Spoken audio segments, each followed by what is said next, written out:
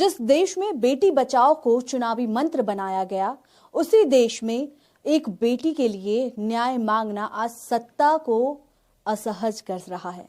और जब सत्ता असहज होती है तो वह सबसे पहले चुप्पी ओढ़ लेती है। जब पूरा देश, दुनिया न्यू ईयर का जश्न मना रहा था, तब उत्तराखंड में पौड़ी की जनता अंकिता भंडारी के लिए कैंडल मार्च निकाल रही थी।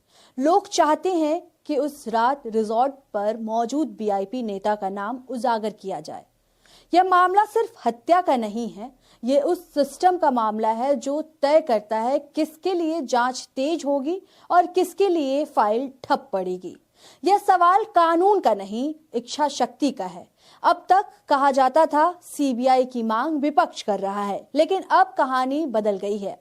अब वही मांग बीजेपी के भीतर से उठ रही है और यही बात सत्ता को सबसे ज्यादा चुभ रही है। बीजेपी नेता अजेंद्र अजय, बद्री केदार मंदिर समिति के पूर्व अध्यक्ष, साफ कहते हैं मामला गंभीर है, सीबीआई जांच होनी चाहिए। आपको बता दें, senior journalist Ravish Kumar social media पर पोस्ट करते लिखते हैं, आज न कल इस मामले में इंसाफ करना पड़ेगा। जिन्हें बचाया जा रहा है उससे पीछा छुड़वाना पड़ेगा। ये अकेला मामला है जिसे लेकर प्रदर्शनों की खबरें लगातार आती रही है। जनता ने अपने दम पर इंसाफ की मांग को जिंदा रखा है।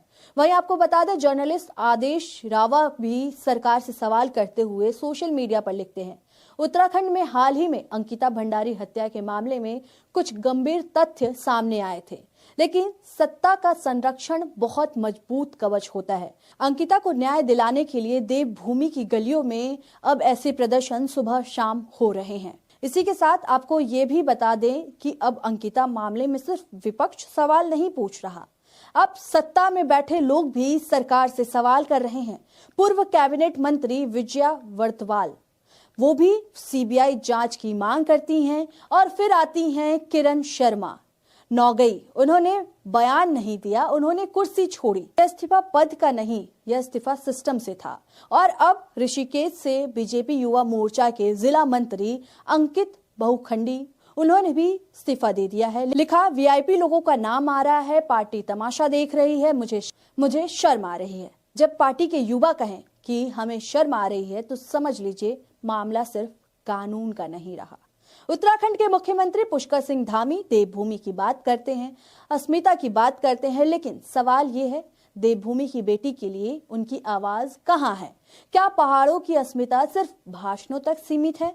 देश के मुखिया को उनकी पार्टी विश्व गुरु कहती है, लेकिन इस मामले में ना ट्वीट, ना बयान, ना संवेदना। क्या बेटी का न्याय पीआर कैलेंडर में फिट नहीं बैठता? अगर यही मामला किसी विपक्षी राज्य में होता, किसी गैर बीजेपी नेता से जुड़ा होता, तो अब तक सीबीआई पहुंच चुकी होती, टीवी स्टूडियो जल चुके होते। लेकिन यहाँ सत्ता अपने ही लोगों से आंख छुपा रही है। यह शायद देश का इकलौता ऐसा मामला है जिसे जनता ने अपने दम पर जिंदा रखा। प्रदर्शन हुए, सवाल उठे, दबाव बना, वरना यह फाइल भी किसी अलमारी में दफन हो जाती। पत्रकार रवीश कुमार कहते हैं, आज नहीं तो कल इंसाफ करना पड़ेगा। जिन्हें बचाया जा रहा है उनसे पीछा छुड़ाना पड़ेगा। यह चेतावनी नहीं, यह अर्थार्थ है। अब सरकार से सीधा सवाल, अगर जांच में कुछ नहीं छुपा है तो सीबीआई से डर क्यों? अगर दोषी पकड़े जाएंगे तो कुर्सियां क्यों हिलेगी? बेटी बचाओ का नारा न्याय से डरता क्यों है? अंकिता भंडारी सिर्फ एक नाम नहीं है, वह चेतावनी है। अगर आज भी न्याय को राजनीति के नीचे दबाया गया तो कल किसी और बेटी का नाम होगा और तब पोस्टर फिर लगेंगे, नारे फिर लौटेंगे, और लेकिन बेटी फिर भी नहीं बचेगी। क्योंकि जब नारे जिंदा हो और जमीर मरा हुआ तो न्याय सिर्फ भाषण में ही मिलता है, जिंदगी में नहीं। सत्ता के गलियारों में मौन का राज चल रहा है, लेकिन जनता की आवाज को कोई बंद नहीं कर सकता, क्योंकि एक दिन नारे और राजनीति की चादर हटेगी और केवल सच बचेगा।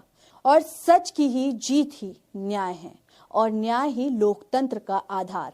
अंकिता की कहानी हमें ये याद दिलाती है कि बेटियां सिर्फ नारे नहीं हैं, उनकी जिंदगियां भी मायने रखती हैं। इसलिए सवाल हमेशा रहेगा और जवाब मांगना हमारा कर्तव्य है।